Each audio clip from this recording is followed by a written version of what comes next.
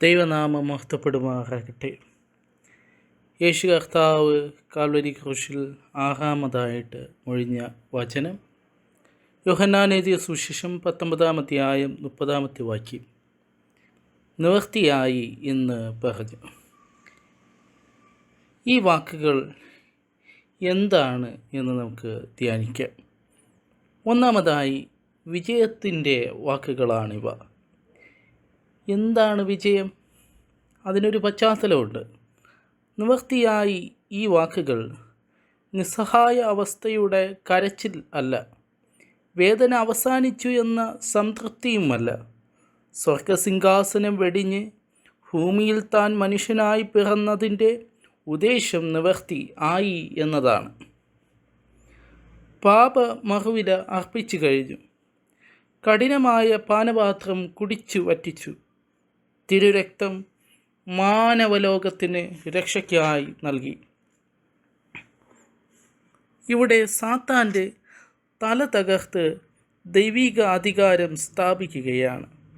യോഹന്നാൻ എഴുതിയ സുവിശേഷം 12-ാം അധ്യായം 31-ാമത്തെ വാക്യം. ഇപ്പോൾ ഈ ലോകത്തിൻ്റെ പ്രഭുവിനെ പുറത്ത് തള്ളിക്കളയും. ഞാനോ ഭൂമിയിൽ നിന്ന് ഉയർത്തപ്പെട്ടാൽ എല്ലാവരും എങ്കിലേക്ക് ആകർഷിക്കും.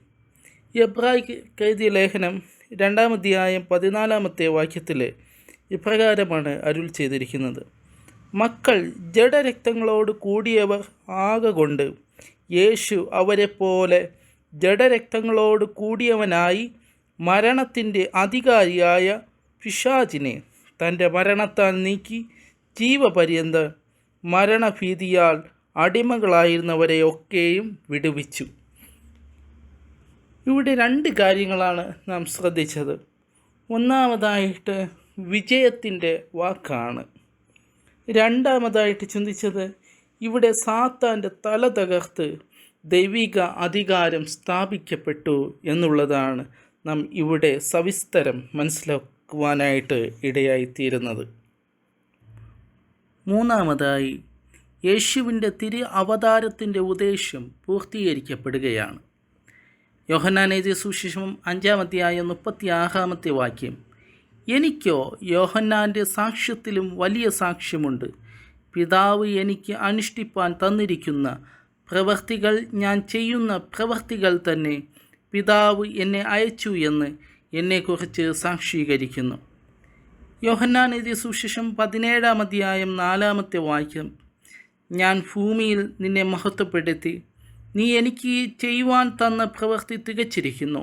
ഇപ്പോൾ പിതാവേ, ലോകമുണ്ടാകും മുൻപേ എനിക്ക് നിൻ്റെ അടുക്കൽ ഉണ്ടായിരുന്ന മഹത്വത്തിൽ എന്നെ നിൻ്റെ അടുക്കൽ മഹത്വപ്പെടുത്തേണമേ.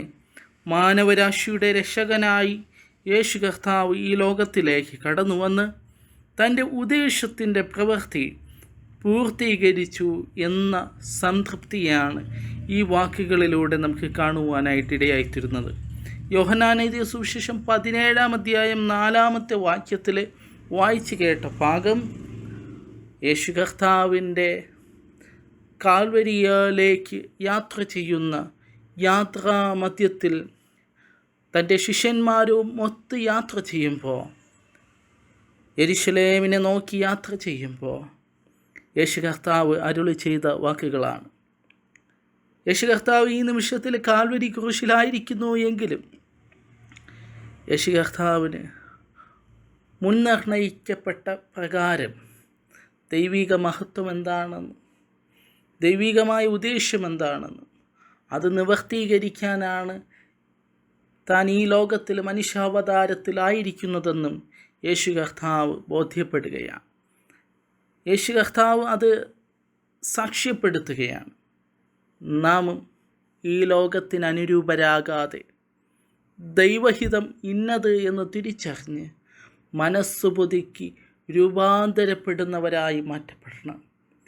ഈ ലോകത്തിൽ കൺമോഹം, ജഡമോഹം, ജീവിതത്തിൻ്റെ പ്രതാപം ഇവയൊക്കെ നമുക്ക് കാണാനായിട്ട് കഴിയും. അവയല്ല, നമ്മുടെ ജീവിതത്തിന് ഒരു ഉദ്ദേശമുണ്ട്. അത് നിവർത്തീകരിക്കാനായിട്ട് കഴിയണം.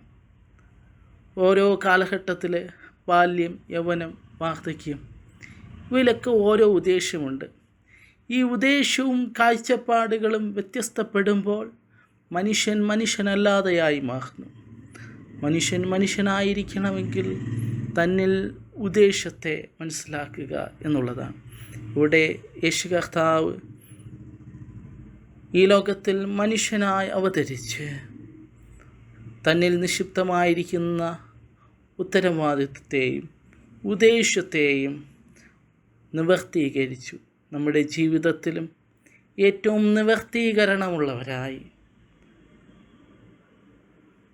നാം മുന്നിലേക്ക് നോക്കി യാത്ര ചെയ്യേണ്ടവരാണ്. മുന്നിലേക്ക് നോക്കി ഓട്ടമോടേണ്ടവരാണ്.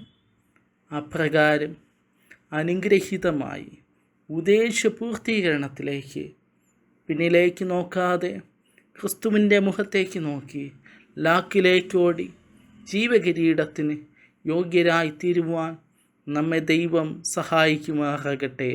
ആമേൻ.